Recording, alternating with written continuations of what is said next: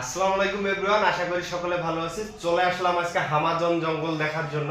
তো এটা হচ্ছে একটা ইন্ডিয়ার একটা বড় ধরনের দ্বীপ। ওখানে কিন্তু অনেক ধরনের পশু পাখি জীবজন্তু এখানে আছে। তো এই জঙ্গলে আসার পথে আমাদের বাঘ ধাওয়া করছিল, তা আমাদের জীবন রক্ষার খাতিরে আমরা এখানে উপরে উঠছি। তো এখানে উপরে ওঠার সময় অনেক ভয় লাগে, অনেক অনেক উঁচুতে একটা বিল্ডিং এখানে তৈরি করা আছে। এখানে মানুষজন আসে, দেখার জন্য আসে। বিশাল বড় এটা বন জঙ্গল, বিশাল বড়।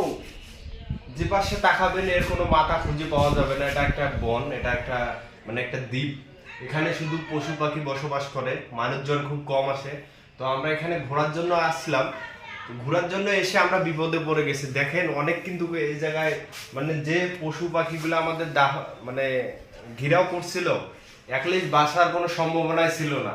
আমরা এখান থেকে দৌড়ে এখানে আসি, দেখি একটা আছে এখান থেকে এখানে যে সরকারি এগুলো লোক থাকে, তারা এখানে থাকে রাত করে, হয়তো বা ডিউটি দেয়, মানুষের যান প্রাণ রক্ষা করে। তার খাতিরে কিন্তু এটা দেওয়া ছিল। আমরা এখানে কিন্তু উপরে উঠে রয়েছি, দেখতে পাচ্ছেন।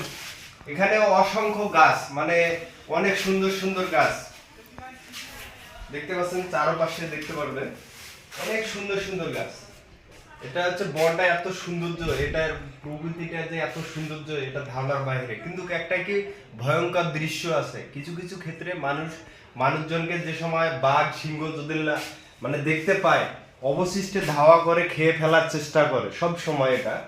তো বেসিক্যালি আমরা জীবন রক্ষার খাতিরে এখানে উঠছি। তো আমাদের জন্য সকলে দোয়া করবেন, যেন আল্লাহ যেন আমাদের জানটা ভিক্ষা দেয়, আমরা যেন বাঁচি, আমাদের বাসায় যাইতে পারি।